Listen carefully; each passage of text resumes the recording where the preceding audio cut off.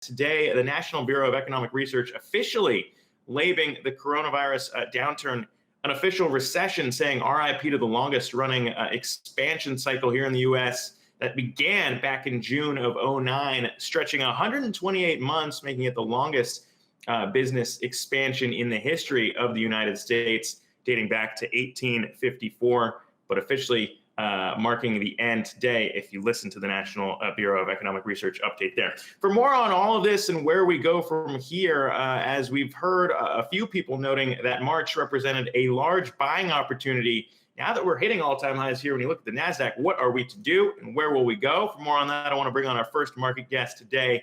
Gerber Kawasaki CEO Ross Gerber joins the show once again. And Ross, always good to see you, my friend. I want to start, before we get into your thoughts now, just highlighting a bit of what you had to tell us back in March, saying that this slowdown would present some of the best buying opportunities for stock pickers out there. I want to play what you said back in March and how you correctly predicted it might take about 3 months for us to return to normal.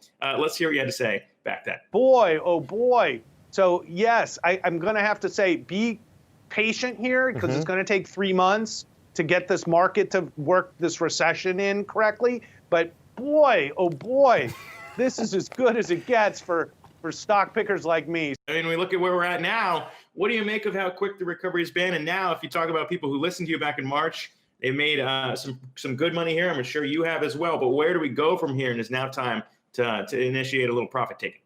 Yeah, now it gets trickier. I was kind of hoping to have a little bit more time actually to buy more stuff cheaper before things recovered so quickly. And I'm going to have to give the Fed a lot of credit for creating so much liquidity to keep assets and liquidity available for lenders, especially to keep the markets moving. But that being said, any way you look at the euphoria that we have, that the world's kind of getting back to normal, New York is a perfect example you brought up. It's great to see people back out and doing stuff. But on the other side of the coin, even in the best case scenario, New York's economic activity will not be what it was last year. And with all the costs associated with COVID and all the extra precautions, there's no way that companies can make as much money as they did, let's say, last year compared to this year, unless you're in specific industries.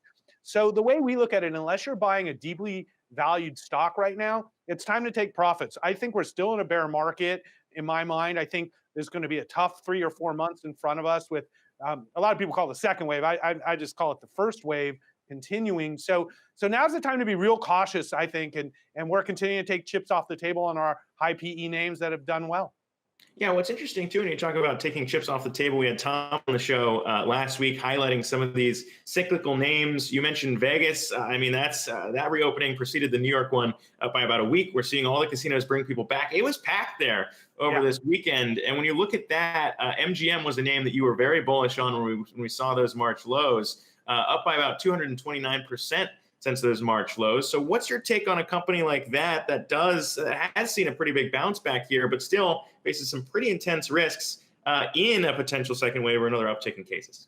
Right. And I think MGM is the exception, because if you look at some of the other companies, whether it be Penn or any of the other casino companies, they're actually in poor financial conditions. And so if anything goes wrong over the next 3 months, they're going to be under financial stress, where MGM was fortunate enough to sell several of their hotels either to the REIT or to Blackstone right before the pandemic. So they had all this liquidity. And that was why we picked MGM. I know the company really, really well because I've been investing in Vegas since I was a kid. And new management under the new CEO he's excellent, and he's really, really experienced. And he's brought a lot of new energy into the company. They put their money where their mouth is too. They bought low to the insiders. But when you look at Vegas, MGM's just way cheaper than it should be. So even though Vegas, in my mind, won't be back to what Vegas should be for another probably 2 years, we look at it as a 2-year investment. We think the company's worth $28 or $30 right now, and it's still trading at 23. So we still see value in MGM. We think it's the best of all the casinos and all the online gaming players. MGM is also a play on online gambling, and it's also a play on sports because of their relationship with the stadiums in Vegas. So longer term is what we're thinking with MGM, and I think investors who are long-term investors who are willing to take some risk this is an excellent opportunity still. Well, let's back out too then and look at the market overall, because we have been seeing a lot of people playing catch up who might not have seen this rally coming so quickly.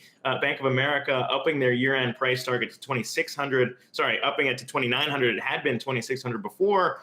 We've seen a lot of adjustments right now, but some. You can look at Goldman Sachs too, predicting kind of a sideways trade for the back half of 2020. So if you are kind of trying to reallocate, reposition now, if you're saying that some of these other stocks out there, you might be profit taking off those, where do you balance your portfolio right now to protect yourself in the back half? Right. So right now, I'll disclose this. We have the least amount in stocks I've ever had in my career, but Wow. it's heavily concentrated in technology. Like we have a huge position in Tesla, for example, which has done amazing. So our performance is the largest outperformance we've ever had against the S&P. So with 50% in cash, basically. So the best opportunity on the short term for the rest of your money, we have in three sectors. One is what we call ultra short term bonds instead of money markets, because money markets pay nothing now. So ultra short-term bonds can pay up to 2%. We have a huge gold position because we see inflation as a real issue in certain areas and the printing of money. And then we're just holding cash, which I hate doing, but we are. And so like 50% of my money is ready to be deployed at a better time. And the other 50% of my money is in concentrated positions in mostly technology and value plays that we found. So it's working real well right now. So we're just going to stick with that and play it safe until after the election. Remember, there's an election coming in November, and September, October look real scary to me in the market. So we're positioning for that now, and we're doing just fine on the upside too. Yeah, and I mean, never a bad idea to pair a little defense with the offense that you showed before. But Ross Gerber, Yeah. always appreciate you coming on to share your tips and insights. Be well, my friend. Thank you.